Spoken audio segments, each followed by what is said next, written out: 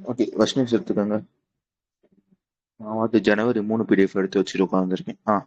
ஜனவரி 4-5 first PDF. சரியா? First பிடிஎஃப்ல என்ன சொல்லியிருப்பாங்க வந்து இந்த பே கமிஷனை பத்தி பேசியிருப்பாங்க.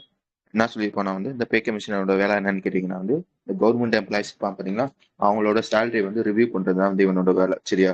இதை கூட்டணுமா குறைக்கணுமா? குறைக்கணுமா மீன்ஸ் எப்படி சொல்றது? கூட்டணுமா மீன்ஸ் எப்படின்னா வந்து ஓகே, இவன் வாங்கிட்டு இருக்க சேலரி வந்து கரெக்டான சேலரியா, இல்லைன்னா வந்து இன்னும் கூட்டணுமா அப்படின்றது வந்து ரெக்கமெண்ட் பண்ணுவான் பாத்தீங்களா? அந்த வேலையை பண்றவங்க தான் அந்த பே கமிஷனு. இவன் வந்து ஒவ்வொரு 10 வருஷத்துக்கும் இந்த பே கமிஷன் வந்து மாறுவாங்க. இப்போ வந்து கரண்டா, அதாவது 2026 முடி வந்து எந்த பே கமிஷன் இருந்திருப்பாங்கன்னா 7வது பே கமிஷன் வந்து இருந்திருப்பாங்க. இந்த 8வது பே கமிஷன் வந்து எப்பல இருந்து எப்போ முடியும்னா 2026 இருந்து 36 முடியும் அப்படின்றதே ஞாபகம் வச்சுக்காங்க. ஓகேவா? இந்த பே கமிஷன்ல 2 பேர் இருப்பாங்க. யார் யாருன்னு கேட்டீங்கன்னா சென்ட்ரல் பே கமிஷன் சொல்லுவாங்க, அடுத்து வந்து ஸ்டேட் பே கமிஷன் சொல்லுவாங்க. அது என்னடா சென்ட்ரல் பே கமிஷன், அது என்னடா ஸ்டேட் பே கமிஷன் வந்து இந்த சென்ட்ரல் கவர்மெண்ட் எம்ப்ளாயிஸ் எல்லாம் இருப்பாங்க பாத்தீங்களா, அவங்களோட சேலரியை வந்து ரிவ்யூ பண்றது வந்து இந்த சென்ட்ரல் பே கமிஷன். ஓகேவா? அதே மாதிரி வந்து இந்த ஸ்டேட் கவர்மெண்ட், அதாவது ஸ்டேட்ல இந்த கவர்மெண்ட் டீச்சர்ஸ் இந்த மாதிரி இருப்பாங்க பாத்தீங்களா, அவங்களுக்கு வந்து இந்த சேலரியை ரிவ்யூ பண்றது யாருன்னு கேட்டீங்கன்னா ஸ்டேட் கவர்மெண்ட் பே கமிஷன். சரியா? இது எப்படி வேலை செய்யும் அப்படின்றத நான் சொல்லிடுறேன். ஃபர்ஸ்ட் இந்த சென்ட்ரல் கவர்மெண்ட் பே கமிஷன் பாத்தீங்களா, அவன் என்ன பண்ணுவானா வந்து ஃபர்ஸ்ட் எப்படி சொல்றது, அந்த இன்ஃபிளேஷன் இருக்கும் பாத்தீங்களா, அந்த இன்ஃபிளேஷன் வந்து பார்ப்பாங்க. ஓகே, இன்ஃபிளேஷன் எப்படி இருக்கு இப்போதைக்கு, இப்போதைக்கு அவங்களோட சேலரி வந்து கூட்டலாமா, அப்படியே கூட்டினாலும் எவ்வளவு கூட்டலாம் அப்படின்றது வந்து ஒரு ஸ்டடி மாதிரி வந்து பண்ணுவாங்க. அவங்க ஸ்டடி பண்ணிட்டு அடுத்து வந்து அவங்க வந்து ரெக்கமெண்ட் பண்ணுவாங்க சென்ட்ரல் கவர்மெண்ட்டுக்கு, இந்த பார்ப்பா இன்ஃபிளேஷன் வந்து இவ்வளவு மோசமா இருக்கு, இதனால வந்து உங்களோட சேலரி வந்து இவ்வளவு வந்து கூட்டு அப்படின்னு சொல்லி வந்து ஒரு ரெக்கமெண்ட் மாதிரி வந்து பண்ணுவாங்க. ஒன்ஸ் வந்து இவங்க ரெக்கமெண்ட் பண்ண பிறகு வந்து இந்த ஸ்டேட் கவர்மெண்டோட பே கமிஷன் பாத்தீங்களா, அவங்க பண்ண இப்ப வந்து அவன் என்ன சொல்லியிருக்கானா வந்து இப்ப இருக்க பேசிக் பே பிளஸ் அலவன்ஸோட ஒரு 2% கூட்டுன்னு சொன்னாங்கன்னு வச்சுக்காங்களேன். அதுக்கப்புறம் என்ன பண்ணுவான் இந்த ஸ்டேட் பே கமிஷன், அவங்களோட ஸ்டேட் கவர்மெண்ட் டீச்சர்ஸ் இந்த மாதிரி ஸ்டேட் கவர்மெண்ட் எம்ப்ளாயிஸ் இருப்பாங்க பாத்தீங்களா, அவங்களுக்கு என்ன பண்ணுவானா வந்து ஓகே, அவன் 2% கூட்டியிருக்கானா, நம்மளும் ஒரு 1.5%, நம்ம ஒரு 2% கூட்டணும். அந்த மாதிரி வந்து அவன் எவ்வளவு கூட்டியிருக்கானோ அதை பேஸ் பண்ணி வந்து இவனும் வந்து கூட்டுவாங்க. இதுதான் வந்து வழக்கமா நடக்கிறது. இப்ப என்ன பண்றாங்கன்னா வந்து இதுல என்ன பிரச்சனை இருக்குன்னா வந்து இவன் வந்து இந்த ஸ்டடி பண்ணி இவன் கூட்டுறதுக்கு எவ்வளவு நாள் ஆகும்னா வந்து இப்பதான் போட்டிருக்கானா 2026 இவன் வந்து ஸ்டடி பண்ணி கூட்டுறதுக்கு வந்து ஒரு 18 மாசமாச்சும் குறைஞ்சது ஆயிரும். அதாவது 2027 முடி ஆயிரும். இது வந்து ரொம்ப காலம்ல. இதனால என்ன பண்ணிருக்கான்னா அசாம்ல வந்து அவனோட ஸ்டேட் பே கமிஷன் பாத்தீங்களா, கரெக்டா எப்படி சொல்லணும் வந்து என்ன சொல்றான்னா, ஏன்பா நீ வந்து என்ன சொல்ற, நீ வந்து உன்னோட அதாவது இந்த சென்ட்ரல் பே கமிஷன் நீ சொல்லிட்டு எத்தனை பர்சன்டேஜ் கூட்டணும் அத்தனை பர்சன்டேஜ் கூட்டணும் சொன்ன பிறகுதான் வந்து நான் வந்து கூட்டுற மாதிரி இருந்துச்சு. இப்ப அதெல்லாம் வேணாம்ப்பா. நான் என்ன பண்றேன், நானே ஒரு பே கமிஷன், அதாவது நீ வந்து இப்பதான் ஸ்டடி பண்ண ஆரம்பிக்கிற, நான் என்ன பண்றேன், நான் இந்த காலகட்டத்திலே நானே வந்து ஸ்டடி பண்ணி ஒரு பே கமிஷனை வந்து போடுறேன். அந்த மாதிரி சொல்லியிருக்காங்க. வழங்குச்சா? நான் ஒரு மாதிரி சொல்லிட்டேன், புரியாத மாதிரி. யாருக்காச்சும் புரிஞ்சுச்சா? சிம்பிளான விஷயம் என்னன்னா வந்து அஸ்ஸாம்ல வந்து அஸ்ஸாம் தான் வந்து இந்த 8th பே கமிஷன்ல ஃபர்ஸ்ட் ஸ்டேட் பே கமிஷன் வந்து எந்த ஸ்டேட் வந்து கொண்டு வந்திருக்குன்னா அஸ்ஸாம் தான் வந்து கொண்டு வந்திருக்கு. புரிஞ்சிச்சு எல்லாத்துக்கும்?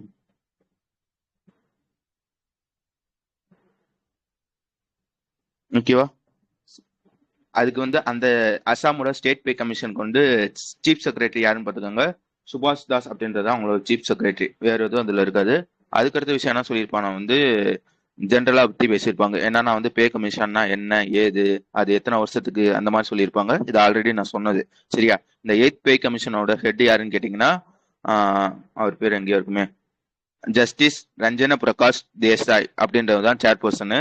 அதே மாதிரி வந்து பார்ட் டைம் மெம்பர் வந்து யாருன்னு கேட்டீங்கன்னா வந்து ப்ரொஃபசர் புலாக் கோஷ் அப்படின்றது தான் பார்ட் டைம் சேர்மன். ஓகேவா? அதுக்கப்புறம் வந்து செக்ரட்டரி யாருன்னு கேட்டீங்கன்னா வந்து பங்கஜ் ஜெயின் அப்படின்றவங்க தான் வந்து மெம்பர் செக்ரட்டரி அப்படின்றதையும் நான் வச்சுக்கோங்க. இது ஆல்ரெடி நம்ம பார்த்தது. இப்போ வந்து என்ன சொல்லியிருப்பானா வந்து இந்த ஸ்டேட் பே கமிஷன், இந்த 8வது பே கமிஷனுக்கு வந்து ஃபர்ஸ்ட் வந்து எந்த ஸ்டேட் வந்து கொண்டு வந்திருக்காங்கன்னா அசாம் தான் வந்து கொண்டு வந்திருக்காங்க அப்படின்றத மட்டும் நான் வச்சுக்கணும். வேற எதுவும் அதுல இருக்காது. அடுத்த விஷயம் போலாம். அதுக்கு அடுத்த விஷயம் என்னன்னு கேட்டீங்கன்னா வந்து ஐஐடி மெட்ராஸ் இருப்பான் பாத்தீங்களா, அவன் வந்து ஒரு விஷயத்த வந்து லான்ச் பண்ணியிருப்பாங்க. என்னத்த லான்ச் பண்ணியிருக்காங்க அப்படின்றதுதான் விஷயம்.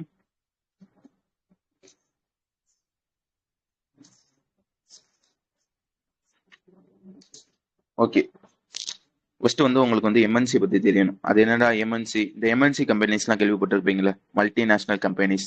லைக் எப்படி சொல்றது, இன்ஃபோசிஸ், கூகுள், இந்த மாதிரி நிறைய கம்பெனிஸ் இருக்கும். அதுக்கு என்ன அர்த்தம்னு கேட்டீங்கன்னா வந்து அவனோட கம்பெனி வந்து இந்தியாவில் மட்டும் இருக்காது, யூஎஸ்லயே இருக்கும். இந்த மாதிரி நிறைய நேஷனல் இருக்கும். அதுதான் வந்து மல்டிநேஷனல் கம்பெனிஸ்ன்னு சொல்லுவாங்க.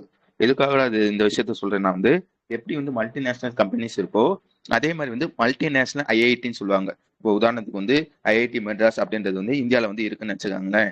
இதே ஐஐடி மெட்ராஸோட ஒரு கேம்பஸ் வந்து யூஎஸ்லயோ ஒரு கேம்பஸ் வந்து ரஷ்யாலயோ இருந்துச்சுன்னா இந்த மாதிரி வந்து மல்டிநேஷனல் இருக்கு பாத்தீங்களா. இப்ப வந்து அந்த ஐஐடி மெட்ராஸ் வந்து எப்படி சொல்லுவாங்கன்னா மல்டிநேஷனல் ஐஐடின்னு சொல்லுவாங்க. புரிஞ்சிச்சா மல்டிநேஷனல் ஐஐடினா?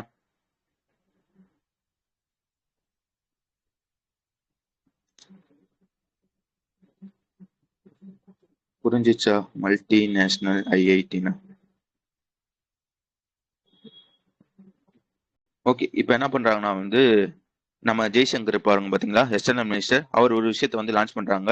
ஐஐடி மெட்ராஸ் குளோபல் அப்படின்ற ஒரு விஷயத்தை வந்து லான்ச் பண்றாங்க. இது எதுக்காக இந்த விஷயத்தை வந்து லான்ச் பண்றாங்கன்னா இந்த மாதிரி ஐஐடி மெட்ராஸை மல்டிநேஷனல் ஐஐடியா வந்து மாத்தணும் அப்படின்றதுக்காக ஐஐடி மெட்ராஸ் குளோபல் அப்படின்ற ஒரு இனிஷியேட்டிவ் வந்து லான்ச் பண்றாங்க. இது எது வழியா லான்ச் பண்றாங்கன்னா IIT Madras global research foundation வழியா வந்து லான்ச் பண்றாங்க. எங்க வச்சு லான்ச் பண்றாங்க பாத்துக்காங்க, ஐஐடி மெட்ராஸ்ல வச்சு தான் லான்ச் பண்றாங்க. இந்த ஐஐடி மெட்ராஸ் குளோபல் அப்படின்றது தான் முக்கியமான விஷயம். இதை பத்தி நான் சொல்லிடுறேன், சரியா? என்ன சொன்னேன், இந்த மாதிரி வந்து மல்டிநேஷனல், அதாவது ஐஐடி மெட்ராஸை எல்லா ஊர்லயும் மீன்ஸ் ஒரு முக்கியமான ஊர்ல எல்லாம் கொண்டு வரணும் அப்படின்றதுக்காக தான் இந்த ஐஐடி மெட்ராஸ் குளோபல் அப்படின்ற ஒரு விஷயத்தை வந்து லான்ச் பண்ணியிருப்பாங்க. ஓகே, எல்லா ஊர்லயும் கொண்டு வராங்கன்னு சொன்னா எந்தெந்த ஊர்ல வந்து கொண்டு வர போறாங்கன்னு கேட்டீங்கன்னா ஆல்ரெடி ஒரு ஊர்ல வந்து கொண்டு வந்திருப்பாங்க. அந்த ஊரோட பேர் பாத்துக்கோங்க, டன்சனியா அப்படின்றது அந்த ஊரு. 2023 இந்த தன்சனியால ஜன்ஜிபார் அப்படின்ற ஒரு இடம் இருக்கும், சரியா? அந்த இடத்துல வந்து இந்த ஐஐடி மெட்ராஸ் வந்து கொண்டு வந்திருப்பாங்க. இப்ப என்ன பண்றாங்கன்னா வந்து இந்த யூஎஸ், அதுக்கப்புறம் வந்து யூகே, இந்த ஜெர்மனி, இவங்க கூட எல்லாம் வந்து எம்ஓஐ வந்து சைன் பண்ணியிருப்பாங்க. இங்கெல்லாம் கொண்டு வரல, கொண்டு வரதுக்காக வந்து சைன் பண்ணியிருக்காங்க. யார் யார் கூட பாத்துக்காங்க, இந்த யூஎஸ் கூட வந்து ஒரு 3 எம்ஓஐ சைன் பண்ணியிருக்காங்க. யூகே கூட வந்து ஒரு எம்ஓஐ வந்து சைன் பண்ணியிருக்காங்க. ஜெர்மனி கூட வந்து ஒரு 3 எம்ஓஐ வந்து சைன் பண்ணியிருக்காங்க. துபாய் கூட வந்து ஒரு 3 எம்ஓஐ வந்து சைன் பண்ணியிருக்காங்க. ஏசியா பசிபிக் ரீஜன் கூட வந்து ஒரு 3 எம்ஓஐ வந்து சைன் பண்ணியிருக்காங்க. எது வழியா சைன் பண்ணியிருக்காங்கன்னா வந்து இந்த ஐஐடி மெட்ராஸ் குளோபல் இருக்கும் பாத்தீங்களா, அது வழியா தான் சைன் பண்ணியிருக்காங்க. எதுக்காகனா வந்து அங்கங்கெல்லாம் வந்து ஐஐடி மெட்ராஸ் வந்து கொண்டு வரணும் அப்படின்னு சொல்லி வந்து எம்ஓஏ வந்து சைன் பண்ணியிருக்காங்க. வழங்குச்சா? ஐஐடி மெட்ராஸ் குளோபல் அப்படின்றது தான் அதோட பேர்.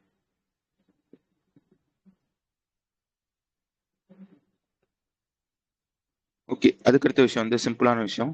Ministry of statistical and programming implementation இருப்பான் பாத்தீங்களா, அவன் வந்து அவனோட புதுசா வந்து அவனுக்குன்னு ஒரு லோகோ, அவனுக்குன்னு ஒரு மாஸ்கட்டை வந்து ரிலீஸ் பண்ணியிருப்பாங்க. அது என்ன ஏது அப்படின்றதுதான் விஷயம், சரியா? அந்த லோகோ வந்து அங்கேயே இருக்கு பாருங்களேன், மாஸ்கட்டும் அங்கேயே இருக்கும், சரியா? இதுல என்ன சொல்றான்னா வந்து அந்த லோகோவோட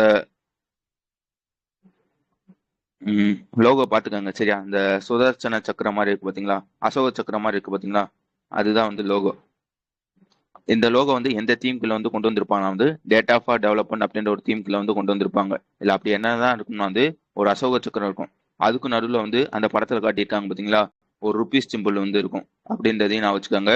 அதே மாதிரி வந்து இது எந்தெந்த கலர்ல இருக்கும்னா வந்து இந்த சாஃப்ரானு, ஒயிட்டு, கிரீனு, அதுக்கப்புறம் வந்து டீப் ப்ளூ அப்படின்ற ஒரு 3 கலர்ல வந்து இது வந்து இருக்கு அப்படின்றது சொல்லியிருப்பாங்க. ஓகேவா? அதுக்கப்புறம் வந்து இந்த மேஸ்கட், அந்த மேஸ்கட்டோட பேர் பார்த்துக்கோங்க, அது ஒரு ஹிந்தி பேர், சரியா?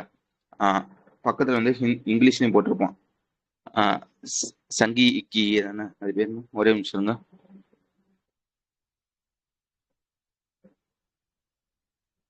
சங்கிக்கி, சரியா? அதோட பேர் வந்து சங்கிக்கி அப்படின்றதே நான் வச்சுக்கோங்க. புரிஞ்சிச்சா? புதுசா ஒரு லோகோ, ஒரு மாஸ்கட்டை வந்து லான்ச் பண்றாங்க. யார் வந்து இந்த விஷயத்தை லான்ச் பண்றாங்கன்னா ministry of statistical and programming implementation. அவனுக்கான புதுசா வந்து ஒரு லோகோ, ஒரு மாஸ்கட்டை வந்து ரிலீஸ் பண்றான் அப்படின்றதான் விஷயம். வழங்குச்சா? ஈஸியான விஷயம்.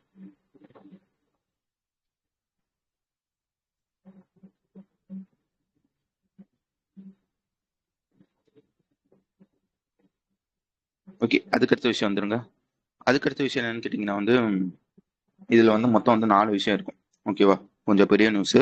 மொத்தம் 4 விஷயம் இருக்கும். அது என்னென்ன ஏது எது அப்படின்னு நான் சொல்லிடுறேன். ஃபர்ஸ்ட் வந்து ஒரு எக்ஸ் அப்படின்னு ஒருத்தவங்க எடுத்துக்காங்களேன். இவங்க வந்து இந்த வீடு எல்லாம் கட்டுவாங்க பாத்தீங்களா, லைக் எப்படி சொல்றது, பார்த்துருப்பீங்க நீங்க. இப்போ வந்து ஒரு வீடு கட்டணும்னா வந்து என்ன பண்றாங்க, கான்ட்ராக்டர் வழியா தான் கட்டுறாங்க. லைக் வந்து ஒரு ஹெட் மாதிரி ஒருத்தவங்க இருப்பாங்க, அவங்க கீழே வந்து ஒரு 4 சித்தாளு, ஒரு 3 கொத்தனாரு, இந்த மாதிரிலாம் வந்து கூட்டிட்டு போய் வந்து வீடு வந்து கட்டுவாங்க. இல்ல என்ன பிரச்சனை இருக்குன்னா வந்து இந்த எட்ஸ் அப்படின்றவர் தான் வந்து கொத்தனார்னு நினைச்சுக்கோங்க. இவர் வந்து கான்ட்ராக்ட் வேலை வந்து பாக்குறாங்க. இப்போ வந்து புதுசா வந்து ஒரு வீடு கட்டணும்னு நினைக்கிறாங்க. ஒரு பில்டர் வந்து இந்த மாதிரி வந்து சொல்றாரு, இந்த மாதிரி நான் வந்து ஒரு வீடு கட்டணும்னு நினைக்கிறேன் அப்படின்னு சொல்லி அங்க இருக்க கான்ட்ராக்டர் வந்து சொல்லுவாங்க. இந்த கான்ட்ராக்டர் என்ன பண்ணுவாங்கன்னா இந்த எக்ஸ் மாதிரி ஒரு 2 கொத்தனாரு, 4 சித்தால கூட்டிட்டு போய் வந்து இந்த வீடு வந்து கட்டுவாங்க. இந்த பில்டர் தான் வந்து இவங்களுக்கு வந்து சம்பளம் வந்து தருவாங்க. எவ்வளவு வந்து தருவாங்கன்னா வந்து ஒரு கொத்தனாருக்கு வந்து ஒரு 1000 ரூபாய் தராங்கன்னு வச்சுக்கோங்களேன். மொத்தம் வந்து எத்தனை கொத்தனார் வந்து இருப்பாங்களோ அதுல மொத்த அமௌண்ட்டை வந்து அந்த கான்ட்ராக்டர் கையில வந்து கொடுத்துருவாங்க. இந்த கான்ட்ராக்டர் என்ன பண்ணுவாருன்னா வந்து 1000 ரூபாய் சம்பளம் கொடுக்குறாருன்னா இவர் வந்து எவ்வளவு தருவாருன்னா 800 ரூபாய் தான் தருவாரு. மிச்சம் 200 ரூபாய் வந்து அவர் எடுத்துக்குவாரு. சரியா? இந்த மாதிரி ஒவ்வொரு கொத்தனாருக்கும் 200 வந்து அவர் வந்து எடுத்துக்கிடுவாரு. இல்ல என்ன பிரச்சனைனா வந்து அந்த கான்ட்ராக்டர் அதாவது பில்டர் தர மொத்த சம்பளமும் இந்த எச்சுக்கு வந்து சேராது. ஒரு குறிப்பிட்ட அமௌண்ட் வந்து நடுவில் இருக்க அந்த மிடில் மேன் வந்து எடுத்துக்கிறான். இதை குறைக்கணும் அப்படின்றதுக்காக ஒரு ஆப் மாதிரி ஒன்று லான்ச் பண்ணியிருப்பாங்க. அந்த ஆப்போட பேர் பார்த்துக்காங்க டிஜிட்டல் லேபர் சவுக் அப்படின்றது தான் அந்த ஒரு ஆப்போட பேரு. இது எப்படி வேலை செய்யணும்னு வச்சுக்கோங்களேன். நார்மலா ஒரு மொபைல் அப்ளிகேஷன் மாதிரி தான். இந்த மாதிரி நானே அந்த கொத்தனார்னு நினைச்சுக்கோங்களேன். நான் என்ன பண்ணுவேன், இந்த ஆப்பை வந்து ஓப்பன் பண்ணிட்டு என்னோட டீட்டெயில்ஸ்லாம் வந்து போடணும். கொத்தனார் மீன்ஸ் வெறும் கொத்தனார் மட்டும் இல்ல, இந்த கொத்தனாரு பெயிண்டரு எப்படி சொல்றது,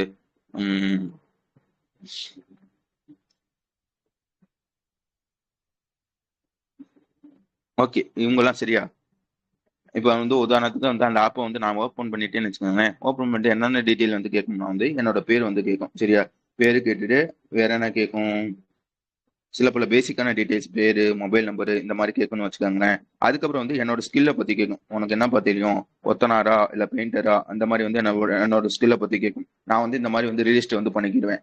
அதே மாதிரி வந்து இந்த வீடு கட்டணும்னு நினைக்கிறாங்க பாத்தீங்களா அந்த பில்டர்ஸ், அவங்களும் என்ன பண்ணுவாங்கன்னா வந்து அவங்களோட பேர் போட்டு இந்த மாதிரி வந்து இந்த ஏரியால இவ்வளவு இதுக்கு வந்து நான் வீடு கட்டணும்னு நினைக்கிறேன் அப்படின்னு சொல்லி வந்து அவங்களோட ரெக்யூமெண்ட் வந்து போடுவாங்க.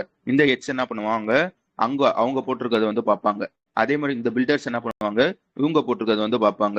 2 பேருக்கும் தேவை இருக்கா, இவங்க வந்து இவங்களை கான்டாக்ட் பண்ணுவாங்க, அவங்க வந்து அவங்கள வந்து கான்டாக்ட் பண்ணுவாங்க. ஏன்னா என்ன ஆகுதுன்னா வந்து நடுவில் வந்து அந்த மிடில் மேன் அப்படின்னு ஒருத்தன் இருப்பான் பாத்தீங்களா, அந்த 200 ரூபாய் வந்து போகும் பாத்தீங்களா, அது வந்து கட் ஆகும் அப்படின்னு சொல்லி வந்து புதுசா ஒரு விஷயத்த வந்து லான்ச் பண்றாங்க. அந்த விஷயத்தோட பேர் பார்த்துக்கோங்க டிஜிட்டல் லேபர் சவுக் அப்படின்றத அந்த விஷயத்தோட பேரு. வழங்குச்சா?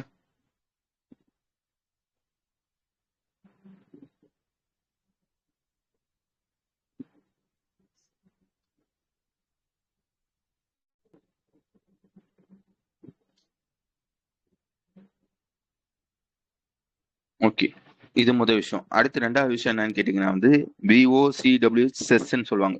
உங்களுக்கு வந்து செஸ்ஸை பத்தி நல்லா தெரியும். ஓகே, அது ஒரு வரி தான். அதோட ஃபுல் ஃபார்ம் நான் சொல்லிடுறேன். என்ன சொன்னேன், BOCWவா எங்க இருக்குது,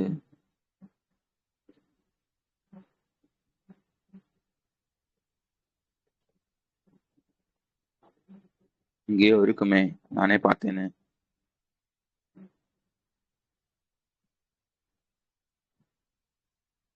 யாரு கையிலாச்சும் மாட்டுச்சா, யாரு கண்ணிலாச்சும் என்னமோ வரும், பில்டர்ஸ் வித் கன்ஸ்ட்ரக்ஷன் ஒர்க்கர்ஸோ என்னமோ வரும் சரியா, எங்கேயோ பார்த்தேன் ஆனா. ஓகே, அதோட ஃபுல் ஃபார்ம் நீங்க பாத்துக்கோங்க. இப்போ என்ன பண்றாங்கன்னா வந்து இந்த BOCW செஸ் கலெக்ஷன் போர்ட் அப்படின்ற ஒரு போர்ட் வந்து லான்ச் பண்றாங்க. உங்களுக்கு செஸ்னா என்ன தெரியும், லைக் வந்து ஒரு ஸ்பெஷல் டாக்ஸ் மாதிரி. இது வந்து எதுக்காக யூஸ் பண்ணுவாங்கன்னா வந்து ஒரு ஸ்பெசிபிக் பர்பஸ்க்கு மட்டும் தான் வந்து யூஸ் பண்ணுவாங்க. இங்க வந்து எப்படி யூஸ் பண்றாங்கன்னு பாத்துக்கோங்க. இந்த பில்டர்ஸ் இருப்பான் பாத்தீங்களா, பில்டர்ஸ் வந்து ஒரு பில்டிங் வந்து கட்டுறப்ப வந்து அவன் வந்து அப்ரூவல் வந்து வாங்கணும். ஃபர்ஸ்ட் வந்து ஒரு அப்ரூவல் வந்து வாங்கணும். இந்த பார்ப்பா இதுதான் வந்து என்னோட பில்டிங்கு அப்படின்னு சொல்லி வந்து அந்த பில்டிங் வந்து அப்லோட் பண்ணணும். ஏதாவது சொல்ல வந்தீங்களா? அப்லோட் பண்ணணும். ஒரு பிளான் மாதிரி இருக்கும் சரியா, அந்த பிளானை வந்து அப்லோட் பண்ணணும். ஒன்ஸ் வந்து அந்த பிளானை வந்து அப்லோட் பண்ணோன்னே அங்க இருக்க ஆபீசர்ஸ் இருப்பாங்க பாத்தீங்களா, அவங்க வந்து அதை பார்ப்பாங்க. பார்த்துட்டு ஓகே சொன்னா மட்டும்தான் வந்து உன்னால வந்து ஒரு பில்டிங் வந்து கட்ட முடியும். இப்போ என்ன சொல்றாங்கன்னா வந்து நீ வந்து இந்த பிளானை வந்து அப்லோட் பண்ணுவ பத்தியா, அப்லோட் பண்றப்பே அந்த வீட்டுக்கான செஸ்ஸை வந்து நான் வந்து கால்குலேட் பண்ணிடுவேன். அதாவது அந்த வரியை வந்து நான் கால்குலேட் பண்ணிடுவேன். நீ வரியை கட்டினா மட்டும் தான் வந்து நான் வந்து இந்த பில்டிங்கை வந்து அப்ரூவல் பண்ணுவேன் அப்படின்றத சொல்லியிருக்காங்க சரியா. இந்த வரியை வந்து எப்படி கட்டுவாங்கன்னு நினைச்சீங்கன்னா அதுக்குன்னு ஒரு போர்ட்டல் இருக்கும். BOCW செஸ் கலெக்ஷன் போர்ட்டல் அப்படின்னு ஒரு போர்ட்டல் இருக்கும். இப்போ வந்து புதுசா வந்து இதை வந்து லான்ச் பண்ணியிருக்காங்க அப்படின்றதே நான் வச்சுக்கோங்க. இது எதுக்காக அந்த வரியை வந்து யூஸ் பண்ணுவாங்கன்னா வந்து அந்த வீடு கட்ட வருவாங்க பாத்தீங்களா, அந்த அந்த கொத்தனாரு சித்தாள்னு சொன்னேன் பாத்தீங்களா, அவங்களுக்கு வந்து திடீர்னு வந்து ஒரு ஆக்சிடென்ட் ஆயிடுச்சு, இல்லைன்னா வந்து எப்படி சொல்றது, அவங்களுக்கு தேவையான பென்ஷன் தர்றது, அவங்களுக்கு தனியா ஹெல்த் பெனிஃபிட் தர்றது, இந்த மாதிரி விஷயத்துக்கு இந்த காசை வந்து நாங்க வந்து யூஸ் பண்ணுவோம். புரிஞ்சிச்சா? ஒரு பில்டர்ஸ் வந்து அவனோட பிளானை வந்து கொடுக்குறாங்க. ஒரு 40 லட்சத்துக்கு வந்து பிளான் வந்து தராங்கன்னு வச்சுக்கோங்க. அதை வந்து அப்ரூவல் பண்றப்ப வந்து ஒரு வரி மாதிரி வந்து போடுவாங்க. செஸ் அப்படின்ற ஒரு வரி வந்து போடுவாங்க. ஒரு குறிப்பிட்ட 1%, 1.5% வந்து வரி வந்து போடுவாங்க. ஒரு 1%னா வந்து எவ்வளவு வரும், ஆராய்ச்சி பண்ணாதீங்க. ஒரு 40,000 ரூபாய்ல இருந்து ஒரு 50,000 ரூபாய் வருதுன்னு வச்சுக்கோங்களேன். இந்த 40,000 ரூபாய் 50,000 ரூபாய் வந்து அங்க ஸ்டேட் வெல்ஃபேர் போர்டு அப்படின்னு ஒரு போர்டு இருக்கும். அந்த போர்டுக்கு வந்து அனுப்பிடுவாங்க. அந்த போர்டு என்ன பண்ணுவாங்கன்னா வந்து அங்க வேலை பார்க்குறாங்க பாத்தீங்களா, அந்த சித்தாளு கொத்தனாரு, அவங்களுக்கு தேவையான பென்ஷன் தர்றது, அவங்களுக்கு தேவையான ஆக்சிடென்ட் காம்பன்சேஷன் சொல்லுவாங்க பாத்தீங்களா, இந்த மாதிரி விஷயத்துக்கு வந்து நாங்க வந்து இந்த அமௌண்ட்டை வந்து யூஸ் பண்ணுவோம் அந்த மாதிரி சொல்லியிருப்பாங்க. இது ரெண்டாவது விஷயம். Building and other construction workers. இதை தான் சொல்ல வந்தேன். இது எங்க இருக்கு? எங்கேயோ பார்த்தேன் நானும் எங்க பார்த்தேன்னு தெரியல. ஃபுல் ஃபார்ம் இல்லையா எங்க பாத்துக்கோங்க. Building and other construction workers, சரியா? BOCWனா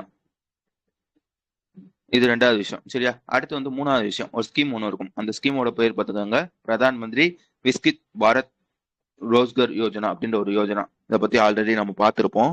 இந்த ஸ்கீம் எப்போ வந்திருக்கும்னு கேட்டீங்கன்னா வந்து 2025 வந்திருக்கும். நல்லா நான் வச்சுக்கோங்க, முக்கியமான ஒரு ஸ்கீம், சரியா? எப்போ வந்திருக்கும் வந்து 2025 வந்து லான்ச் பண்ணியிருப்பாங்க. ஃபர்ஸ்ட் வந்து எதுக்காக லான்ச் பண்ணியிருக்காங்க அப்படின்றத சொல்லிடுறேன். இந்தியாவில் நல்லா பார்த்துக்கோங்க, இந்தியாவிலன்னு சொல்றேன் பாத்தீங்களேன். அதாவது நம்ம ஊர்ல வந்து வேலை வாய்ப்பை வந்து பெருக்கணும். முக்கியமா என்ன சொல்றாங்க வந்து இந்த மேனுஃபேக்சர் செக்டர் இருக்கு பாத்தீங்களா, அங்க இருக்க ஜாப்பை வந்து பூஸ்ட் பண்ணணும் அப்படின்றதுக்காக இந்த ஸ்கீம் வந்து கொண்டு வந்திருப்பாங்க. எப்ப கொண்டு வந்திருக்காங்கன்னு பாத்துக்கோங்க, ஆகஸ்ட் 2025 வந்து கொண்டு வந்திருப்பாங்க. எத்தனை வருஷத்துக்கு கொண்டு வந்திருப்பாங்கன்னு கேட்டீங்கன்னா 2 வருஷத்துக்கு வந்து கொண்டு வந்திருப்பாங்க. இதுக்காக பட்ஜெட்ல வந்து எவ்வளவு ஒதுக்கி இருப்பாங்கன்னா 99,446 கோடி வந்து ஒதுக்கி இருப்பாங்க அப்படின்றதையும் நான் வச்சுக்கோங்க. வேற என்ன அதை பத்தி தெரியணும்?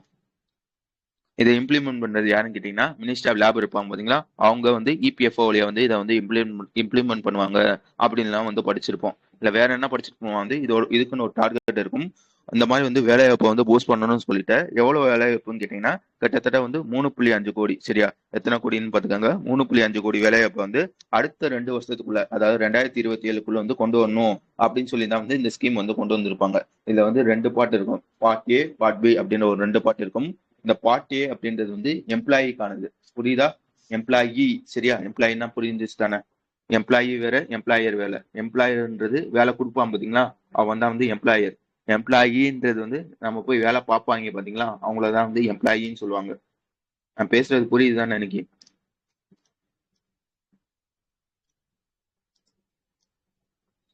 ஓகே, இது வந்து 2 பார்ட் இருக்குன்னு சொன்னேன்னா, பார்ட் A வந்து இந்த வேலை பார்ப்பாங்க பாத்தீங்களா, இந்த எம்ப்ளாயி அவங்களுக்கானது. இதுல வந்து எப்படி வந்து இவங்களுக்கு வந்து ஹெல்ப் பண்ணுவாங்க பாத்தீங்கன்னா, முழுக்க முழுக்க வந்து இது வரைக்கும் வேலைக்கே போகாம வந்து ஃபர்ஸ்ட் டைமா வந்து வேலைக்கு போவாங்க பாத்தீங்களா, அவங்களுக்காக கொண்டு வரப்பட்டதுதான் வந்து இந்த பார்ட் A. என்ன சொல்றாங்கன்னா வந்து புதுசா வந்து நீ வந்து வேலைக்கு சேர்றேன்னு வச்சுக்கோங்களேன், உனக்கு வந்து நான் வந்து ஒரு இன்சென்டிவ் மாதிரி வந்து தருவேன் இந்த ஸ்கீம் கீழே. அதாவது உன்னோட மாச சம்பளம் வந்து 1 லட்சத்துக்கு கீழே வந்து இருக்கணும். நீ கண்டிப்பா வந்து இந்த EPFOல வந்து அப்ளை பண்ணிருக்கணும். இப்படி இருந்துச்சுன்னா வந்து உனக்கு வந்து ஒரு இன்சென்டிவ் மாதிரி வந்து இந்த ஸ்கீம் கீழே வந்து தருவேன். அது எவ்வளவு தருவேன்னா வந்து ஒரு 15,000 ரூபாய் வந்து தருவாங்க. அப் டு 15,000 முடியும் வந்து தருவாங்க உன் சேலரியை பொறுத்து. எப்படி தருவாங்கன்னா வந்து மொத்தமா வந்து கொடுத்துட மாட்டாங்க. நீ வந்து இப்போ போய் வேலைக்கு சேர்ந்துட்டேன்னு வச்சுக்கோங்களேன், முதல் 6 மாசம் பார்ப்பாங்க. நல்லா வேலைக்கு வர மாதிரி இருந்துச்சுன்னா வந்து உனக்கு வந்து ஒரு இன்சென்டிவ் மாதிரி வந்து ஒரு 15,000 ரூபாய் வந்து தருவாங்க. அதையும் எப்படி சொல்லுவாங்கன்னா வந்து இந்த 15,000 வந்து நான் வந்து மொத்தமா தந்துட மாட்டேன், 2 தவணையாவது தான் தருவேன். முதல் 6 மாசத்துல வந்து ஒரு 7,500 ரூபாய் தருவேன். அடுத்த 6 மாசம் நீ வரையா இல்லையா பார்த்துட்டு மிச்ச ஒரு 7,500 ரூபாய் வந்து 12வது மாசம் வந்து நான் வந்து தருவேன். அந்த மாதிரி சொல்லியிருப்பாங்க. புரிஞ்சுச்சா பார்ட்டியோட பெனிஃபிட்? முழுக்க முழுக்க வந்து இந்த ஃபர்ஸ்ட் டைம் வந்து வேலைக்கு வருவாங்க பாத்தீங்களா, அவங்களுக்கானது. எலிஜிபிலிட்டி எல்லாம் பாத்துக்கோங்க, கண்டிப்பா வந்து EPFOல வந்து ஜாயின் ஆயிருக்கணும்.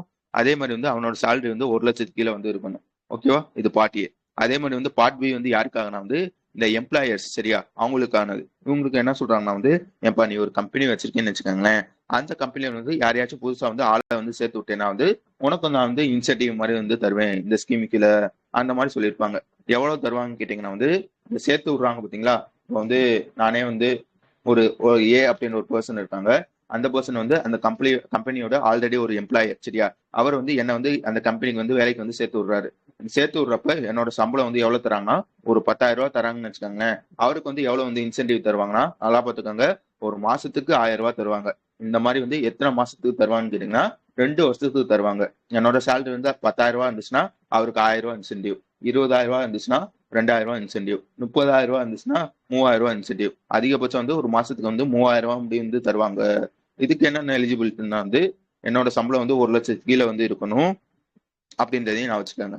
வேற என்ன சொல்லியிருப்பானா வந்து ஓகே, எத்தனை வருஷத்துக்கு தருவான்னு சொன்னேன், 2 வருஷத்துக்கு தருவான்னு சொன்னேன்னா, ஒருவேளை நான் வந்து மேனுஃபேக்சர் செக்டர்ல வந்து வேலை பார்த்தேன்னா அவனுக்கு வந்து எவ்வளவு வருஷம் வந்து தருவாங்கன்னா 4 வருஷம் முடியும் வந்து இந்த இன்சென்டிவ் வந்து தருவாங்க. மாசம் மாசம் 3,000 ரூபாய் வந்து தருவாங்க அப்படின்றதையும் நான் வச்சுக்கோங்க. வேற என்ன இதுல சொல்லலாம் விட்டுட்டேன். இதுக்குன்னு ஒண்ணு இருக்கு. என்ன இருக்குன்னா வந்து இந்த மாதிரி வந்து எம்ப்ளாயிஸ் இருக்காங்க பாத்தீங்களா, அவங்க வந்து அட்லீஸ்ட் நீ வந்து வேலை பார்க்குற அந்த இடத்துல வந்து 50 பேருக்குள்ள இருந்துச்சுன்னா வந்து அட்லீஸ்ட் 2 பேரையாச்சும் சேர்த்து விடணும். இந்த மாதிரி என்ன மாதிரி 2 பேரை வந்து சேர்த்து விடணும். அதே மாதிரி வந்து அவங்க வேலை பார்க்குற கம்பெனி வந்து எம்ப்ளாயிஸ் வந்து 50 பேருக்கு மேல இருந்தாங்கன்னா வந்து அவங்க வந்து அட்லீஸ்ட் 5 பேரையாச்சும் வந்து சேர்த்து விடணும். ஓகேவா? இந்த ஸ்கீமை பத்தி ஆல்ரெடி பார்த்திருப்போம். இதுதான் இந்த ஸ்கீம். ஓகே தானே? புரிஞ்சிச்சு தானே?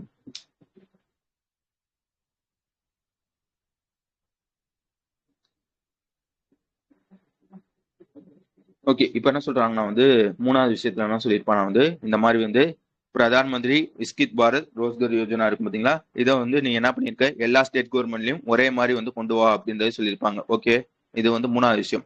அதுக்கப்புறம் வந்து இந்த ஷாம் சக்தி நிதி அப்படின்னு ஒரு நிதி இருக்கும், சரியா? இதை பத்தி பேசியிருப்பாங்க, ஒரு டிஸ்கஷன் மாதிரி. இதை வந்து எப்படி கொண்டு வரலாம், ஏது கொண்டு வரலாம் அப்படின்றதுக்கு வந்து இப்போதைக்கு ஒரு டிராப்டா, சரியா, ஒரு பேசியிருப்பாங்க அப்படின்றதையும் நான் வச்சுக்கோங்க. புரிஞ்சுச்சா? மொத்தம் வந்து இதுல வந்து 4 விஷயம். ஃபர்ஸ்ட் வந்து ஒரு மொபைல் அப்ளிகேஷன், அதோட பேர் என்னன்னு கேட்டீங்கன்னா டிஜிட்டல் லேபர் சவுக் அப்படின்றது அதோட பேரு. ரெண்டாவது என்னன்னு கேட்டீங்கன்னா வந்து அந்த பிஓசிடபிள்யூ, அதாவது பில்டிங் அண்ட் அதர் கன்ஸ்ட்ரக்ஷன் ஒர்க்கர்ஸ்க்கான ஒரு செஸ் கலெக்ஷன் போர்ட்டல், இது ரெண்டாவது விஷயம். அதுக்கப்புறம் வந்து இந்த ஸ்கீம் இருக்கும் பாத்தீங்களா, பிரதான் மந்திரி விஸ்கித் பாரத் ரோஸ்கர் யோஜனா, அதை வந்து என்ன சொல்லியிருப்பாங்க வந்து எல்லா ஸ்டேட்லயும் ஒரே மாதிரி வந்து கொண்டு வா அந்த மாதிரி வந்து பேசியிருப்பாங்க. நாலாவது விஷயம் வந்து இந்த ஷாம் சக்தி நிதியை பத்தி கொண்டு வரலாமா இல்லையா, அப்படியே கொண்டு வந்தாலும் எப்ப கொண்டு வரலாம் அந்த மாதிரி வந்து ஒரு டிஸ்கஷன் மாதிரி வந்து பண்ணியிருப்பாங்க. இந்த 4 விஷயத்த பத்தி தான் இந்த நியூஸ்ல பேசியிருப்பான். விளங்குச்சா? அடுத்த நியூஸ் போலாமா?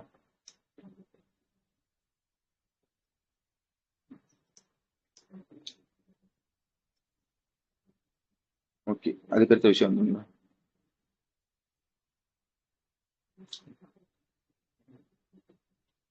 ஓகே, அதுக்கடுத்த விஷயம் வந்து நம்ம இந்தியன் ஆர்மி இருப்பான் பாத்தீங்களா, அவன் வருஷம் வருஷம் வந்து ஒரு இயரை வந்து அப்சர்வ் பண்ணுவாங்க.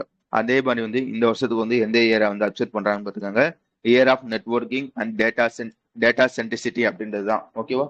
சிம்பிளான விஷயம். போன 2024 25 வந்து எந்த அப்சர்வ் பண்ணியிருப்பாங்க வந்து இயர் ஆஃப் டெக்னாலஜி அப்சர்வேஷன் அப்படின்றத வந்து அப்சர்வ் பண்ணியிருப்பாங்க. இந்த வருஷம் 2026 வந்து எப்படி சொல்றாங்கன்னா வந்து year of networking and data centricity அப்படின்றது சொல்றாங்க. அப்படின்றத மட்டும் நான் வச்சுக்கோங்க. அதுக்கு அடுத்த விஷயம் என்னன்னு கேட்டீங்கன்னா வந்து இதை பத்தி ஆல்ரெடி நம்ம படிச்சிருக்கோம். நான் என்னென்ன படிச்சிருக்கோம் அப்படின்றத சொல்லிடுறேன். இன்சூரன்ஸ் ஆக்ட் எப்ப புரிஞ்சிச்சா? இன்சூரன்ஸ் ஆக்ட் அப்படின்னு ஒரு ஆக்ட் இருக்கும், அது எப்ப அதுக்காச்சும் தெரியுமா?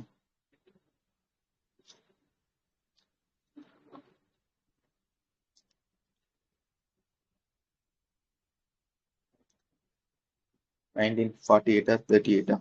அதுக்கு தான் கேட்டேன். 1938 48?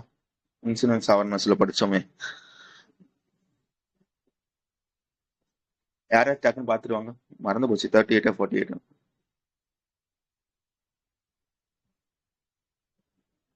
38. ஓகே. ஆக்சுவலா வந்து என்னன்னா வந்து இன்சூரன்ஸ் ஆக்ட் அப்படின்னு ஒரு ஆக்ட் இருக்கும். அந்த ஆக்ட்ல வந்து என்ன சொல்லியிருப்பாங்க வந்து அதாவது 1938 வந்திருக்கும் பாத்தீங்களா. ஓகே, அப்ப என்ன சொல்லியிருப்பாங்க வந்து உங்களுக்கு வந்து எஃப்டிஏ பத்தி தெரியுங்களா, ஃபாரின் டைரக்ட் இன்வெஸ்ட்மெண்ட். அதாவது ஒரு கம்பெனியும் ஒரு பர்சனும் அது வந்து ஒரு கண்ட்ரில வந்து இருக்கான்னு வச்சுக்கோங்க, இன்னொரு கண்ட்ரி வந்து இன்வெஸ்ட் பண்ணணும், டைரக்டா இன்வெஸ்ட் பண்றான் பாத்தீங்களா, அதான் வந்து ஃபாரின் டைரக்ட் இன்வெஸ்ட்மெண்ட்னு சொல்லுவாங்க. சிம்பிளா வந்து ஒரு எக்ஸாம்பிளோட சொல்லணும்னு வச்சுக்கோங்களேன். இப்போ வந்து அமெரிக்கால வந்து இந்த ஐபோன் கம்பெனி இருக்கான் பாத்தீங்களா, அவன் வந்து இந்தியால வந்து அவனோட கம்பெனி வந்து ஓபன் பண்ணணும்னு நினைக்கிறான், சென்னையில வந்து ஓபன் பண்ணணும்னு நினைக்கிறான். அதுக்காக வந்து டைரக்டா வந்து இன்வெஸ்ட் பண்றான் பாத்தீங்களா, அதான் வந்து ஃபாரின் டைரக்ட் இன்வெஸ்ட்மெண்ட்னு சொல்லுவாங்க. இந்த இன்சூரன்ஸ் செக்டர்ல வந்து இந்த மாதிரி வந்து இந்த இந்தியால வந்து ஒரு எப்படி சொல்றது, ஒரு வெளிநாட்டுக்காரன் வந்து ஃபாரின் டைரக்ட் இன்வெஸ்ட்மெண்ட் வழியா வந்து இன்வெஸ்ட் பண்ணணும்னு நினைச்சானா வந்து இந்த எஃப்டிஏ, அதாவது இன்சூரன்ஸ் ஆக்ட் 1938 படி வந்து என்ன சொல்லியிருப்பானா வந்து முன்னாடி வந்து 26% முடிதான் வந்து இன்வெஸ்ட் பண்ற மாதிரி இருக்கும், சரியா? முன்னாடி வந்து 26%, அதாவது ஒரு 100 ரூபா வந்து அந்த கம்பெனிக்கு வந்து வைக்கிறதுக்காக தான் வந்து அதிகபட்சம் வந்து இன்வெஸ்ட் பண்றது வந்து 26 ரூபா முடியும் தான் வந்து இன்வெஸ்ட் பண்ற மாதிரி இருந்திருக்கும். இதோட லிமிட்டை வந்து கூட்டியிருப்பாங்க. எப்ப கூட்டியிருப்பான்னு கேட்டீங்கன்னா வந்து 2015 வந்து ஒரு அமெண்ட்மெண்ட் மாதிரி பண்ணியிருப்பாங்க, ஒரு திருத்தம் மாதிரி வந்து பண்ணியிருப்பாங்க. அதுல என்ன சொல்லியிருப்பாங்கன்னா 26% இருந்து 49% வந்து கூட்டியிருப்பாங்க. ஓகேவா? இந்த மாதிரி இன்வெஸ்ட் பண்றது. அதுக்கப்புறம் என்ன பண்ணியிருப்பாங்க வந்து 2021, சரியா, 2021 என்ன பண்ணிருப்பாங்க வந்து இந்த எஃப்டிஐ லிமிட்டை வந்து 49 இருந்து 74 வந்து கூட்டியிருப்பாங்க. இப்ப என்ன பண்றாங்கன்னா வந்து திருப்பி வந்து ஒரு அமெண்ட்மெண்ட் வந்து பண்றாங்க. என்ன சொல்றாங்கன்னு கேட்டீங்கன்னா வந்து இந்த அமெண்ட்மெண்டோட பேர் பார்த்துக்கோங்க, அமெண்ட்மெண்ட் ரூல்ஸ் 2025. இதோட கரெக்டான பேர் என்னன்னு கேட்டீங்கன்னா சப்கா பீமா சப்கி ரக்ஷா அப்படின்றதான் இதோட பேரு. இதுல என்ன சொல்றாங்கன்னா ஆல்ரெடி 49% இந்த மாதிரி இருந்துச்சுல்ல, இதை நாங்க என்ன பண்றோம்னா வந்து 100% வந்து கொண்டு வரோம் அப்படின்றது சொல்லியிருப்பாங்க. இதுல மொத்தம் வந்து 4 விஷயத்த சொல்லியிருப்பாங்க. என்னென்ன சொல்லியிருப்பாங்க வந்து இந்த மாதிரி வந்து ஃபாரின் டைரக்ட் இன்வெஸ்ட்மெண்ட் வந்து நாங்க வந்து 100% கொண்டு வந்துட்டோம். இனிமே வந்து வெளிநாட்டுல இருக்க ஒரு கம்பெனியோ ஒரு பர்சனோ இந்தியாவோட இன்சூரன்ஸ் கம்பெனில வந்து இன்வெஸ்ட் பண்ணா வந்து 100%ம் இன்வெஸ்ட் பண்ணிக்கலாம் அப்படின்றதே நான் வச்சுக்கோங்க. இது முதல் விஷயம். ரெண்டாவது விஷயம் என்னன்னு கேட்டீங்கன்னா வந்து முன்னாடி எப்படி இருந்துச்சுன்னு நினைச்சுக்காங்க, ஒரு இன்சூரன்ஸ் கம்பெனி இருந்துச்சுன்னா வந்து அதோட முக்கியமான பொசிஷன்லாம் இருக்கும் பாத்தீங்களா, எப்படி சொல்றது, இந்த சிஇஓ, இந்த எம்டி, இந்த சேர்பர்சனு, வேற யார் இருக்கா, இந்த மாதிரி முக்கியமான பொசிஷன்லாம் இருக்கும் பாத்தீங்களா, இதுல வந்து கண்டிப்பா வந்து இந்தியன்ஸ் தான் வந்து இருக்கணும். இப்பயும் அதை வந்து தெரிஞ்சிருக்கான், அதெல்லாம் வேணாம்ப்பா, ஏதாச்சும் ஒரு ஆள் மட்டும் நல்லா பார்த்துக்கோங்க, இது சிஇஓவோ எம்டிஓ சேர்பர்சனோ ஏதாச்சும் ஒரு ஆள் மட்டும் இந்தியன்ஸ் வந்து இருந்துகிட்டா வந்து போதும் அப்படின்னு சொல்லி வந்து 2வது திருத்தம் வந்து பண்ணியிருக்காங்க. அடுத்து வந்து 3வது திருத்தம் என்னன்னு கேட்டீங்கன்னா வந்து ஒவ்வொரு கம்பெனிலும் இந்த இண்டிபெண்டன்ட் டைரக்டர்ஸ் சொல்லுவாங்க. அந்த மாதிரி என்ன சொல்லியிருப்பாங்க வந்து ஒரு இன்சூரன்ஸ் கம்பெனில வந்து அதிகபட்சம் வந்து 50% வந்து லைக் வந்து டைரக்டர்ஸ் இருக்காங்கன்னா அதுல 50% வந்து இண்டிபெண்டன்ட் டைரக்டர்ஸா இருக்கணும். இல்லைன்னா வந்து இந்த சேர்பர்சன் இருக்காங்க பாத்தீங்களா, அவங்க வந்து இண்டிபெண்டன்ட் டைரக்டரா இருக்கணும். ஓகேவா? இல்லைன்னா வந்து அந்த போர்டு மெம்பர்ஸ் இருக்காங்க பாத்தீங்களா, அதுல வந்து 1/3 ஆச்சு வந்து இந்த மாதிரி வந்து இண்டிபெண்டன்ட் டைரக்டரா வந்து இருக்கணும். இப்போ வந்து அதெல்லாம் வந்து தேவையில்லப்பா அப்படின்றதையும் திருத்தி இருக்காங்க. இது வந்து 3வது விஷயம். அடுத்து 4வது விஷயம் என்னன்னு கேட்டீங்கன்னா வந்து சால்வன்சி மார்ஜின் சொல்லுவாங்க. அது எப்படி சொல்றது, ஒரு எக்ஸாம்பிளோட நான் சொல்றேனே. இப்போ வந்து உதாரணத்துக்கு என்ன எடுத்துக்கலாம், ஓகே, ஒரு கம்பெனி, ஒரு இன்சூரன்ஸ் கம்பெனி எடுத்துக்காங்களேன், ஏபிசி அப்படின்னு ஒரு இன்சூரன்ஸ் கம்பெனி இருக்கு. அவனுக்கு வந்து இந்த மாதிரி வந்து நம்ம வந்து ப்ரீமியம் கட்டணுமா, அதுல வந்து இன்சூரன்ஸ் எடுத்துக்க வந்து ப்ரீமியம் வந்து கட்டுவாங்களா, அந்த ப்ரீமியம் வந்து எவ்வளவு வருதுன்னா வந்து ஒரு 100 கோடி வந்து வருதுன்னு நினைச்சுக்கோங்க. நல்லா நினைச்சுக்கோங்க. இந்த மாதிரி ஏபிசி அப்படின்னு ஒரு இன்சூரன்ஸ் கம்பெனி இருக்கு. அந்த இன்சூரன்ஸ் கம்பெனிக்கு வந்து ப்ரீமியம் வழியா வந்து எவ்வளவு வந்து ப்ரீமியம் வருதுன்னா ஒரு 100 கோடி வந்து வருதுன்னு வச்சுக்கோங்க. 100 கோடி வந்து ப்ரீமியம் வரப்போ வந்து அது 100 கோடியுமே வந்து கிளைம் பண்ணுவாங்கன்னா கேட்டீங்கன்னா கிடையாது. இப்போ வந்து உதாரணத்துக்கு நான் என்ன பண்றேன், ஒரு பைக் இன்சூரன்ஸே போட்டிருக்கேன்னு வச்சுக்கோங்க. மாசம் மாசம் வந்து வருஷத்துக்கு வந்து எவ்வளவு கட்டுவேன், ஒரு 2000 ரூபாய் கட்டுறேன்னு வச்சுக்கோங்க, ஒரு எக்ஸாம்பிளுக்கு. சரியா? ஒரு 1500 ரூபாய் கட்டுறேன்னு வச்சுக்கோங்களேன். அந்த வருஷத்துல என்ன மாதிரி நிறைய பேர் வந்து கட்டியிருப்பாங்க. அதுல வந்து எல்லாருக்குமே ஆக்சிடென்ட் நடக்குமா கேட்டீங்கன்னா கிடையாது. அதாவது எத்தனை பேர் வந்து கிளைம் பண்ணுவாங்கன்னா வந்து ஒரு 100 கோடி ரூபாய் வந்து பிரீமியம் கட்டுறான்னு வச்சுக்கோங்க. அதுல 50 கோடி பேர் தான், 50 கோடி, 100 கோடி ரூபான்னு சொல்லுவேன். சரியா? 100 கோடி ரூபாய் வந்து பிரீமியம் வழியா வருதுன்னு வச்சுக்கோங்க. அதுல வந்து எத்தனை கோடி வந்து கிளைம் வந்து பண்ணுவாங்கன்னா வந்து ஒரு எக்ஸாம்பிளுக்கு ஒரு 50 கோடி மட்டும் தான் வந்து கிளைம் வந்து பண்ணுவாங்க. மிச்சம் இருக்க 50 கோடி, அதாவது என்ன சொல்றது, ஒரு இன்சூரன்ஸ் கம்பெனி இருக்குன்னா வந்து அங்க இருக்க ஆபீசருக்கு வந்து சம்பளம் தரணும், சில பல எக்ஸ்பென்ஸ் எல்லாம் இருக்கும் பாத்தீங்களா. 100 கோடி பிரீமியம், அதுல 50 கோடி கிளைம், ஒரு 20 கோடி வந்து இந்த சம்பளம் இந்த மாதிரி செலவு எல்லாம் போட்டுக்கோங்க. மிச்சம் வந்து எத்தனை கோடி இருக்கு, 30 கோடி. இந்த 30 கோடி வந்து ப்ராஃபிட்னு சொல்லுவாங்க. இது ஒரு பக்கம் வச்சுக்கோங்க. இது எதுக்காக நான் இந்த விஷயத்த சொல்றேன்னா வந்து இந்த சால்வன்சி மார்ஜின் அப்படின்னு ஒண்ணு இருக்கும். அதுல என்ன சொல்றான்னா, ஏன்பா இந்த மாதிரி ஓகே 100 கோடி வந்து பிரீமியம் வருது, இதுல வந்து 50 கோடி வந்து உனக்கு கிளைம் ஆகுது, இதுவும் ஓகே. ஒருவேளை திடீர்னு வந்து இந்த கிளைம் அமௌண்ட் வந்து எல்லா மாசமும் ஒரே மாதிரி இருக்காது, திடீர்னு வந்து கூடும் பாத்தீங்களா, ஒரு 50 கோடியில இருந்து 60 கோடி ஆகும் ஒரு சில மாசம் மட்டும், இல்லைன்னா 70 கோடி கூட வந்து ஆகும். அதனால என்ன பண்ற, நீ எடுத்து வைக்கிறப்ப இந்த வெறும் 50 கோடி மட்டும் எடுத்து வைக்க கூடாது. இந்த சால்வன்சி ரேஷியோன்னு சொல்லுவாங்க, அதாவது 1.2 சொல்லுவாங்க. அப்படின்னா வந்து நார்மலா வந்து 50 கோடி வந்து உனக்கு கிளைம் வருதுன்னா வந்து அதுல 1.2 இன்ட்டு 50 எவ்வளவு வரும், 60 லட்சம் வரும் பாத்தீங்களா. உனக்கு 50 லட்சம் கிளைம் வந்தாலும் ஆனா வந்து நீ எடுத்து வைக்கிறது வந்து எவ்வளவு வந்து எடுத்து வைக்கணும் வந்து 60 லட்சம் ரூபாய் வந்து எடுத்து வைக்கணும். புரிஞ்சிச்சா சால்வன்சி ரேஷியோனா, அதாவது சால்வன்சி மார்ஜின்னா, சால்வன்சி மார்ஜின் 1.2 டைம் நான் புரிஞ்சிச்சா அது என்னன்னு, மத்தாளுக்குலாம் புரிஞ்சிச்சா? ஓகேவா? முன்னாடி எப்படி இருந்திருக்குமா வந்து இந்த சால்வன்சி மார்ஜின் வந்து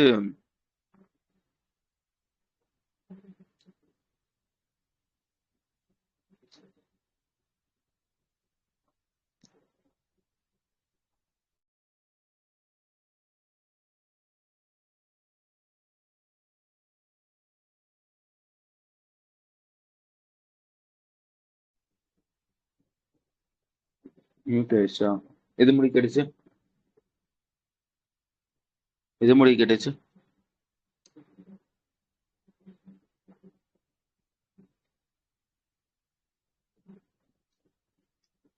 புரிஞ்சதாவா? இப்படி மொட்டை கட்டையா சொன்ன அப்படி நான் ஒவ்வொரு நிமிஷத்துக்கும் புரிஞ்சதா? எது முடி கிடைச்சு 50% கிடைச்சா 50% ப்ராஃபிட். ஓகே, அந்த சால்வன்சி ரேஷியோ இருக்கும் பாத்தீங்களா, அது வந்து அந்த மார்ஜின் வந்து 1.2 டைம்ஸா இருக்கணும். அதே மாதிரி வந்து உன்னோட ப்ராஃபிட் இருக்கும் பாத்தீங்களா, அந்த ப்ராஃபிட்ல வந்து அட்லீஸ்ட் நல்லா பார்த்துக்கோங்க, அட்லீஸ்ட் 50% ஆச்சும் வந்து நீ ரிசர்வ் மாதிரி வந்து இந்த மாதிரி எடுத்து வைக்கணும். ஓகேவா? இப்போ என்ன சொல்லியிருக்காங்க வந்து புதுசா வந்து இதெல்லாம் வேணாம்ப்பா, இதெல்லாம் ரொம்ப அதிகமா இருக்கு அப்படின்றத சொல்லியிருப்பாங்க. விளங்குச்சா சொன்ன 4 விஷயமும்? ஃபர்ஸ்ட் விஷயம் என்னன்னு கேட்டீங்கன்னா வந்து அந்த 49ல இருந்து 100 சரியா? அது ரெண்டாவது விஷயம் என்னன்னு கேட்டீங்கன்னா வந்து இந்த சிஇஓ, எம்டி, சேர்பர்சன் மூணுமே வந்து அந்த கம்பெனியோட இந்தியன்ஸா வந்து தான் இருக்கணும். இப்போ வந்து அதெல்லாம் கிடையாது. ஏதோ ஒரு ஆள் மட்டும் இந்தியன்ஸ் வந்து இருந்தா வந்து போதும். அதே மாதிரி வந்து இந்த இண்டிபெண்டன்ட் டைரக்டர்ஸ் மூணாவது விஷயம். அடுத்து வந்து இந்த சால்வன்சி மார்ஜின் அண்ட் ப்ராஃபிட். அது வந்து 50 ப்ராஃபிட்ன்றது வந்து 50% மேல வந்து நீ எடுத்து வைக்கிற மாதிரி இருக்கும். அதே மாதிரி வந்து இந்த சால்வன்சி ரேஷியோ வந்து 1.2 டைம்ஸ் வந்து எடுத்து வைக்கிற மாதிரி இருக்கும். இப்போ வந்து அதெல்லாம் வேணாம்ப்பா அந்த மாதிரி வந்து சொல்லியிருப்பாங்க. புரிஞ்சிச்சு தானே? அடுத்து போலாமா? ரொம்ப நேரம் பேசுற மாதிரி இருக்கு. டக்குன்னு சொன்னீங்கன்னா டக்குன்னு அடுத்து போயிடும். ஹலோ, இருக்கீங்களா? இருக்குது 3 பேர் தானே. 3 பேரா? 4 பேரா? Okay, super. அதுக்கு அடுத்த விஷயம் வந்துடலாம். ஓகே, அதுக்கு அடுத்த விஷயம் என்னன்னு கேட்டீங்கன்னா வந்து சிஜிஏஎஸ்ன்னு சொல்லுவாங்க. அதாவது கேபிட்டல் கெயின்ஸ் அக்கௌண்ட் ஸ்கீம்னு சொல்லுவாங்க. இதை பத்தி நம்ம ஆல்ரெடி பார்த்துருப்போம். ஞாபகம் இருக்கா? ஓகே, நானே சொல்லிடுறேன். இப்போ வந்து என்ன சொல்றது, ஒரு எக்ஸாம்பிளுக்கு வந்து நீ வந்து ஒரு வீடை வந்து வாங்கியிருக்க. எப்போ வந்து வாங்கியிருக்கேன்னா வந்து இப்போ 2026 ஆகி போச்சா? ஒரு 2016ல வந்து ஒரு வீடை வந்து வாங்குறேன்னு வச்சுக்கோங்களேன். அந்த வீடை வந்து எவ்வளவுக்கு வந்து வாங்குறேன்னா ஒரு 20 லட்சம் ரூபாய்க்கு வந்து வாங்குற. இப்போ ஒரு 10 வருஷம் கழிச்சு வந்து அந்த வீடை வந்து விற்கணும்னு நினைக்கிற. விற்கிற சரியா? விற்கணும்னு நினைக்கல, வித்துட்ட. விற்கிறப்ப வந்து எவ்வளவுக்கு வந்து விற்கிறேன்னா வந்து 40 லட்சம் ரூபாய்க்கு வந்து விற்கிற. இப்போ வந்து உனக்கு வந்து எவ்வளவு கெயின் கேட்டீங்கன்னா, அதாவது எவ்வளவு ப்ராஃபிட்னு கேட்டீங்கன்னா, 20 லட்சத்துக்கு வந்து வாங்கி 40 லட்சத்துக்கு வந்து வித்திருக்க. இப்போ வந்து உனக்கோட கெயின் வந்து எவ்வளவுன்னு கேட்டீங்கன்னா 20 லட்ச ரூபா. ஆனா வந்து இந்த 20 லட்ச ரூபா வந்து முழுசா வந்து உனக்கு வந்து கொடுப்பாங்கன்னு கேட்டீங்கன்னா கிடையாது. இதுக்கு வந்து கவர்மெண்ட் வந்து உனக்கு வந்து டாக்ஸ் வந்து போடுவாங்க. என்ன சொல்றானா வந்து இந்த மாதிரி வந்து டாக்ஸ் கட்டக்கூடாதுன்னு நினைச்சேன்னு வச்சுக்கோங்களேன், நல்லா வச்சுக்கோங்க. இந்த மாதிரி வந்து நீ வந்து டாக்ஸ் கட்டக்கூடாது அப்படின்னு நினைச்சேன்னா வந்து நீ என்ன பண்ற, நீ வந்து எந்த காரணத்துக்காக வந்து இந்த வீட்டை வந்து வித்த, ஐ மீன் என்ன சொல்றது, எந்த காரணத்துக்கு.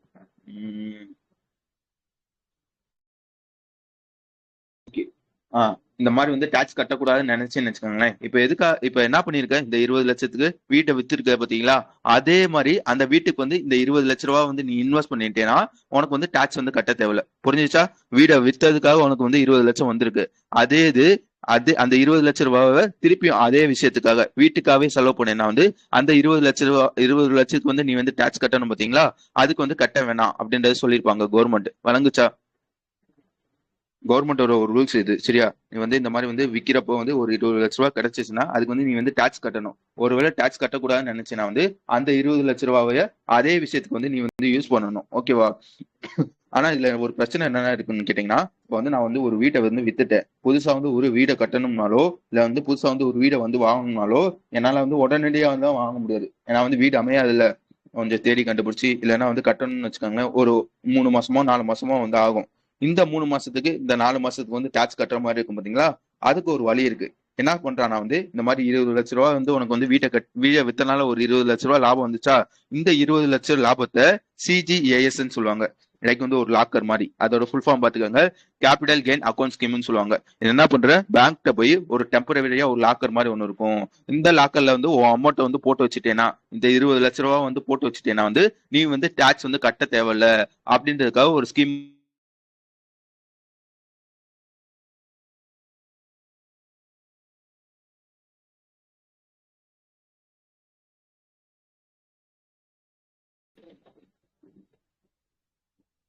எது முடி கெட்டுச்சு?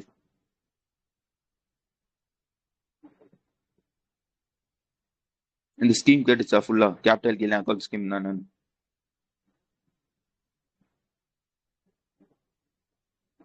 Okay, capital gain account scheme தான் கேட்டுச்சுன்னு நினைக்கிறேன்.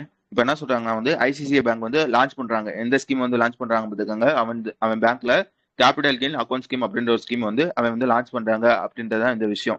இது வந்து இப்போதைக்கு வந்து யார் யாருக்கு லான்ச் பண்ணியிருக்காங்கன்னா வந்து அந்த ரெசிடென்ட் இண்டிவிஜுவல்னு சொல்லுவாங்க பார்த்தீங்களா, அவங்களுக்கும் ஹிந்து இண்டிவிஜுவல் ஃபேமிலிஸ்க்கு மட்டும் தான் இப்போதைக்கு வந்து லான்ச் பண்ணியிருக்காங்க. இதை வந்து நாங்கள் வந்து ஃபியூச்சர்ல வந்து இந்த நான் இண்டிவிஜுவல்ஸ்க்கும் அதே மாதிரி வந்து இந்த என்ஆர்ஏ இருப்பாங்க பார்த்தீங்களா, அவங்களுக்கும் வந்து நாங்கள் வந்து லான்ச்.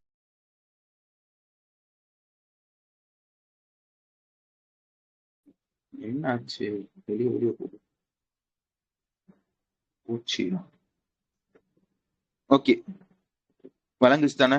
இப்போதைக்கு வந்து இந்த அன்டிவிடர் ஃபேமிலிஸ்க்கும் ஹிந்து அன்டிவிடர் ஃபேமிலிஸ்க்கும் ரெசிடென்ட் இண்டிவிஜுவலுக்கு மட்டும் தான் லான்ச் பண்ணியிருப்பாங்க. இது வந்து நாங்கள் வந்து நான் இண்டிவிஜுவலுக்கும் லான்ச் பண்ணிடுவோம் அப்படின்றதே சொல்லியிருப்பாங்க. வேற என்ன இதை பத்தி நீங்க தெரிஞ்சு வச்சுக்கணும்னா வந்து இந்த ஸ்கீம் வந்து லைக் வந்து இந்த அமௌண்ட் வந்து போட்டு வச்சிருக்க பாத்தீங்களா, அது வந்து எவ்வளவு நாள் வந்து அதிகமா வந்து போட்டு வச்சுக்கலாம்னா வந்து இந்த சேஃப் லாக்கர்ல 3 லட்ச ரூபா 3 வருஷம் முடிய வந்து போட்டு வச்சுக்கலாம். இந்த 3 வருஷத்துல வந்து நீ எய்தர் வந்து வீடை வந்து கட்டணும், இல்லைன்னா வந்து புதுசா வந்து ஒரு வீடை வந்து வாங்கணும் இந்த 20 லட்ச ரூபா வச்சு, சரியா? இல்லைன்னா வந்து உனக்கு வந்து டாக்ஸ் வந்து போடுவாங்க. அதிகபட்ச லிமிட் பார்த்துக்காங்க 3 வருஷம் முடியும் தான். அடுத்து வேற என்ன சொல்லுவாங்கன்னா இந்த சிஜிஏஎஸ் இருக்கு பாத்தீங்களா, இதுல வந்து 2 டைப் இருக்கும். டைப் ஏ டைப் பி அப்படின்னு 2 டைப் இருக்கும்.